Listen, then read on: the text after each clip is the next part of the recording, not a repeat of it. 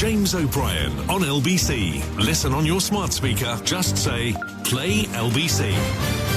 12:36 is the time. Staying on, I mean, shoplifting is the exception to the rule, actually. Various figures in both politics and the media desperate to portray our country as being particularly unsafe, so much so that one Reform character was recently claiming she'd felt much safer in Chicago and Washington or New York, I forget which is a little bit inconvenient, really, because Donald Trump has just announced that those places, Washington in particular, is so desperately unsafe that he has to bring in the National Guard to protect it, something that, if memory serves, and we'll talk to Simon Marks in a moment, he didn't do when they were attacking the Capitol on January the 6th. I could be wrong, but it's a moot point. Because I'm just reading on my screen that another member of that outfit, Richard Tice, has called for more men to patrol the streets to protect women, which suggests that he's not aware. When you think of what kind of men are going to be turning up to answer the call from people like that, probably the same men that turned up to riot last summer when people were spreading disinformation and blatant racist lies,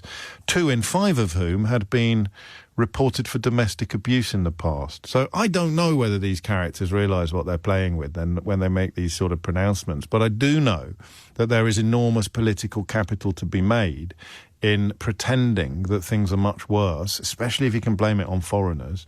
But even if you can't blame it on foreigners, pretending that things are much worse, that the wrong-uns are out there causing mayhem. They're eating the cats, they're eating the dogs. You remember that, a big part of the campaign trail.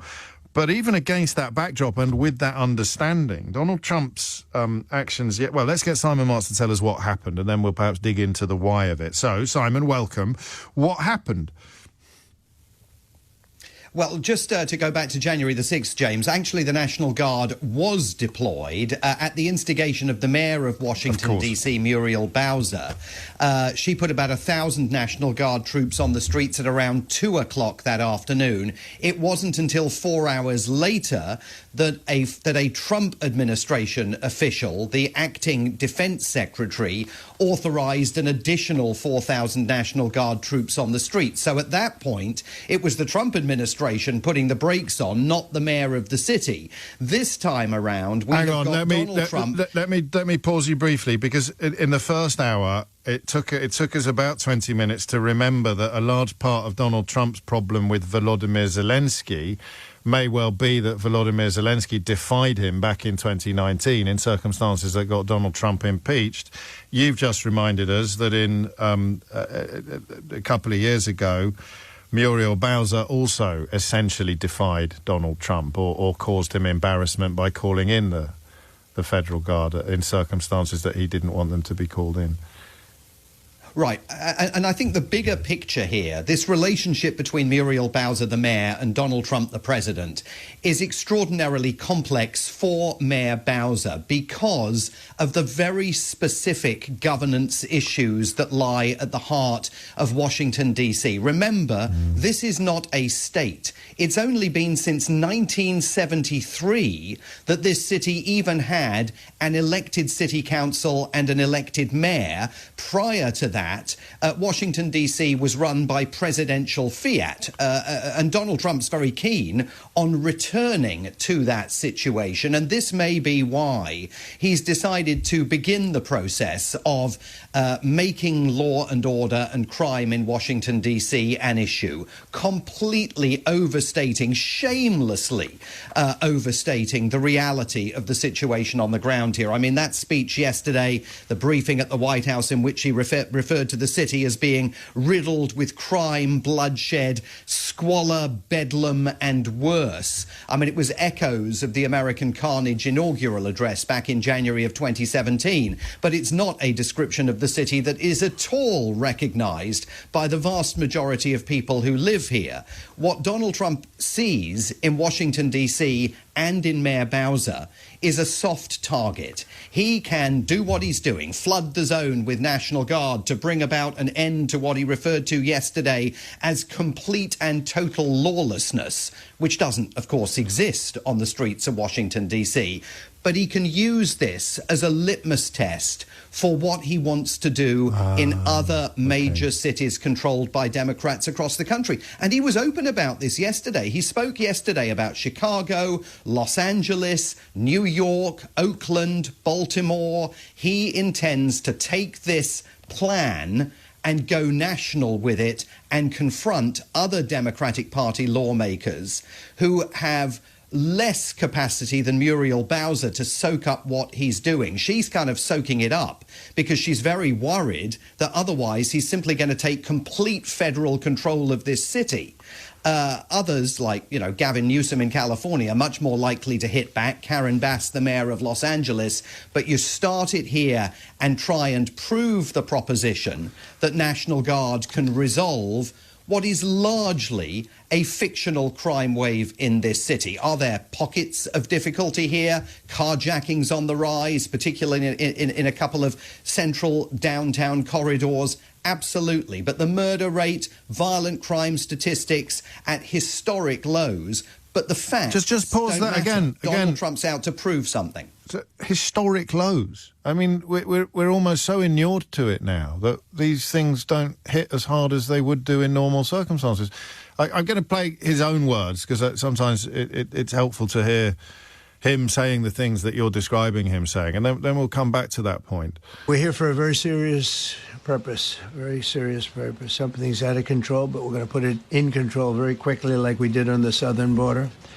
I'm announcing a historic action to rescue our nation's capital from crime, bloodshed, bedlam, and squalor, and worse. This is Liberation Day in D.C., and we're going to take our capital back. We're taking it back. Under the authorities vested in me as the President of the United States, I'm officially invoking Section 740 of the District of Columbia Home Rule Act. You know what that is? And placing the D.C. Metropolitan Police Department under direct federal control. Historically low levels. Actually, I got a message off Simon who says, it sounds a bit like London. Khan has destroyed London. And Simon, bless him, doesn't realise that that's exactly what's happening here. The terminally online right are constantly claiming that London is desperately unsafe when it isn't.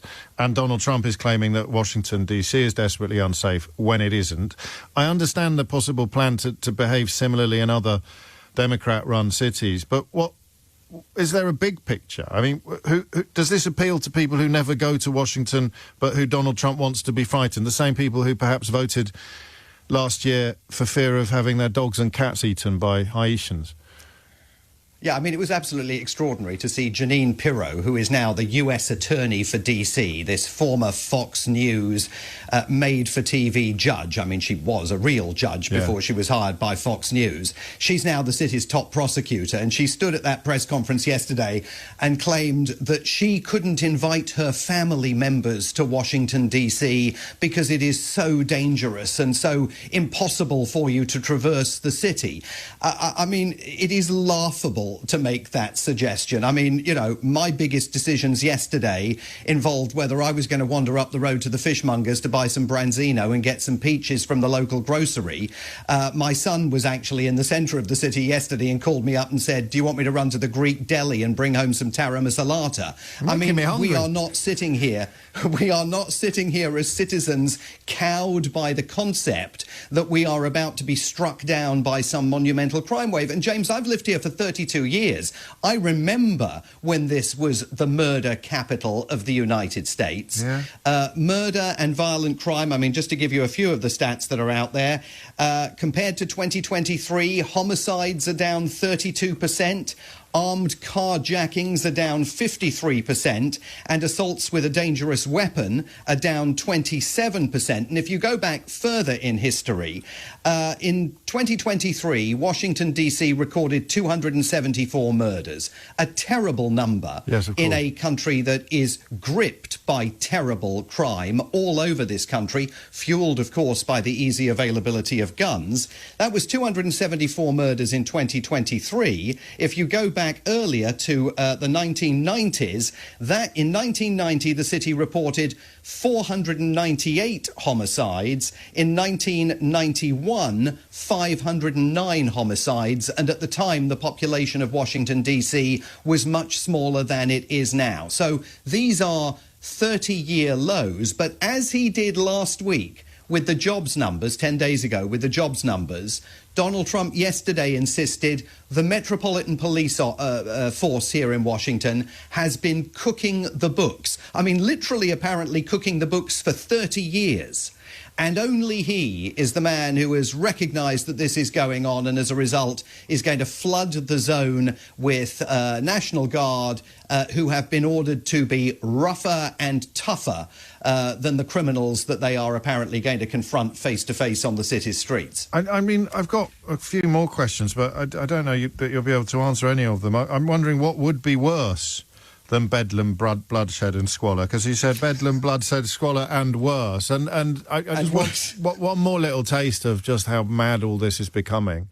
Our capital city has been overtaken by violent gangs and bloodthirsty criminals, roving mobs of wild youth, drugged-out maniacs and homeless people, and we're not going to let it happen anymore. We're not going to take it. I mean, it is the latest migration from the terminally on-right provocateurs who make a lot of money or garner a lot of attention by publishing nonsense about cities like London, in my case, and Washington, D.C. You should stress, I live in London. You live in Washington, D.C. We and nobody else who lives here recognises these depictions. Simon, our friend on the text, is convinced that they're both true.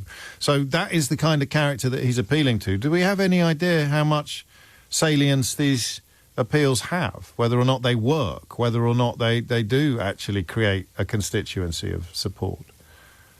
Well, look, there's no question that in his mind he wants this to be a central plank of the midterm election campaign. Remember that we've got midterm elections here in November of 2026, and he thinks that crime and law and order play to his strengths. He was very clear yesterday. He accused the Democrats of being weak on crime. He said he's going to go after the sanctuary cities that many Democrats have created in strongholds across the country to offer immigrants some degree of protection against the ongoing raids by the masked agents with his Immigration, Customs and Enforcement Division. So he's going to brand the Democrats as being weak on crime. The statistics be damned as far as he's concerned. If he doesn't like numbers, he just makes up numbers of his own on a whole variety of different issues now. I mean, to be clear, as in London, there are places here that I wouldn't want to be hanging out in at 2 o'clock in the morning on Sunday. Of course. I mean, the U Street corridor, the Navy Yard, which are these two particular thoroughfares